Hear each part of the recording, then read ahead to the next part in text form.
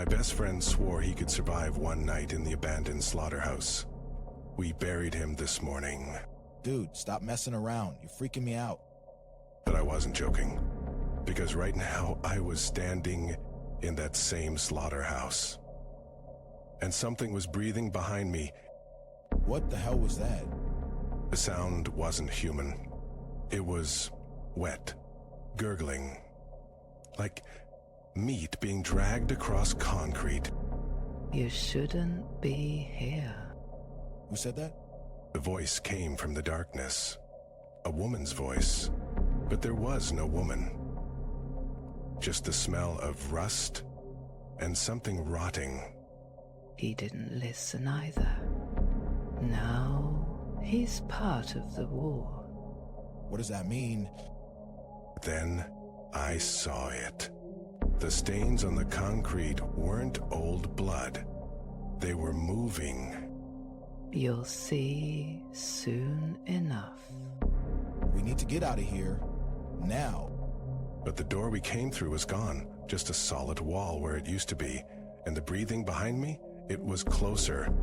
Oh God, oh God. The thing in the dark laughed. And that's when the lights went out. Too late. The last thing I heard was my own scream, then shooing. Hello. My voice echoed back at me, but it wasn't my voice.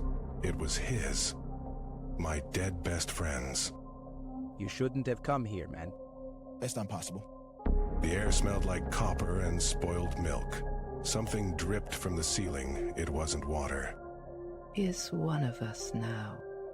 On a who? What the hell are you? That has moved. Not like people. Like liquid. Like something peeling itself off the walls. Agreed. Run. I turned. The door was back. Wide open. Moonlight spilled in. Too easy. Is this a trick? Or I ran.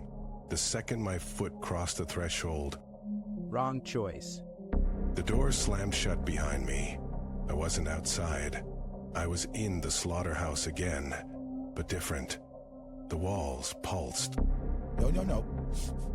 Fingers pushed through the concrete. Dozens of them, grasping. Stay with us. My phone buzzed in my pocket. A text from my best friend's number. You're next. We'll look behind you. I'm not falling for that. But the air went cold. The kind of cold that sticks to your skin. That's when I felt it. Breath on my neck. you looked. Oh God. I spun around. Nothing there, just the slaughterhouse. Dark, empty, too empty. We're always watching. The walls started bleeding. Thick, black sludge oozing from the cracks. This isn't real. This isn't real. It's real, and it's hungry. My phone lit up again. A video this time, playing on its own.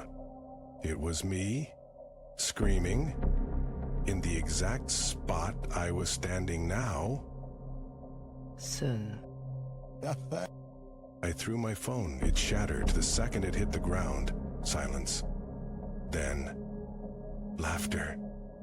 From everywhere. Too late.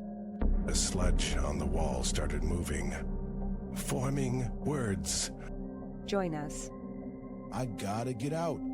The door creaked open again. Sunlight, fresh air, too perfect. Go ahead. I didn't trust it, but what choice did I have? I ran. Yes, sir. The second I crossed the threshold, darkness. I wasn't outside. I was back in the slaughterhouse, but this time, I wasn't alone. Welcome home. It's easier if you don't fight. The sludge on the walls reached for me. Cold, heavy, pulling me under. You should have left when you had the chance. My legs gave out. The concrete swallowed me whole. The last thing I saw? My own face smiling back at me from the darkness. Now you're part of the story, too. And somewhere, far away, a phone buzzed. A new text. a new victim, ready to walk through the door.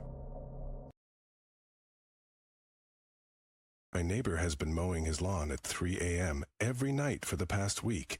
Last night, I finally saw why. Dude, you gotta check this out. It's not grass he's cutting. I pressed my face against the window, the moonlight barely cutting through the fog.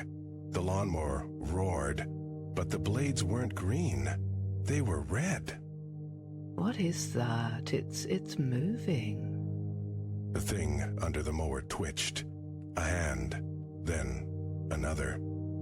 The neighbor just kept pushing, his face blank, like he didn't even see it. Yeah, we need to call the cops. Nope. Look at his eyes. The neighbor turned his head, slowly, too slowly. His eyes were black, not dark, black, like holes. You shouldn't be watching. The voice came from behind us. We spun around. The neighbor was standing in the doorway. But he was still outside, still mowing. How to help? You weren't supposed to see. Now you're part of the garden. The mower outside stopped. The one inside revved. But the door was gone, the walls were gone. All that was left was the sound of the mower getting closer. Don't worry. The roots will hold you down. The floor split open. Something wet and thick slithered up my legs. What the hell is that? It's not real. The neighbor smiled. The mower roared. Time to trim the weeds. The blades came down. Where are we? The air was thick, damp. The walls pulsed like a heartbeat. Above us, the neighbor's shadow moved back and forth, pushing the mower over the ground we'd just been standing on. This isn't dirt. She was right. The ground was soft, warm. When I touched it, it twitched. You're in the garden now. His voice echoed from everywhere at once. The walls squeezed tighter. I gotta dig up.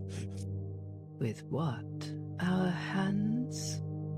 I clawed at the earth. My fingers sank in too deep. Something grabbed back. No use fighting. You're fertilizer. The ceiling split open. A dozen pale, bony hands reached down. Oh, God. They're pulling us up. The hands dragged us toward the surface. The neighbor stood over the hole, mower idling. His smile stretched too wide. Fresh cuttings always grow back better. The mower's engine screamed. The hands let go. No. We sell.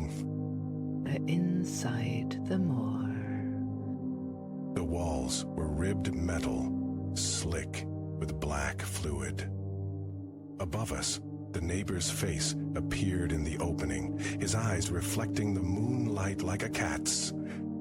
Good. You're ripe now. Ripe for what? The machine shuddered to life, not the blades. Something deeper, a wet, squelching noise from below. Oh, God. It's breathe. The floor moved, rippled, then parted. Time to plant. Dozens of thin white tendrils shot up from below. They wrapped around our ankles like roots. Get him off. Get him.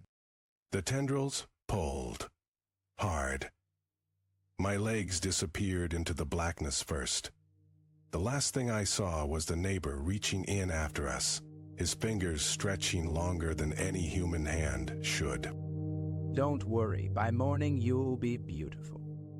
Then the darkness swallowed everything. See? Told you they'd grow better. He patted the grass with bare, dirt-caked hands. Where his fingers touched, the blades stood up straighter. Greener. Now, who's next? The mower's engine turned over with a hungry growl.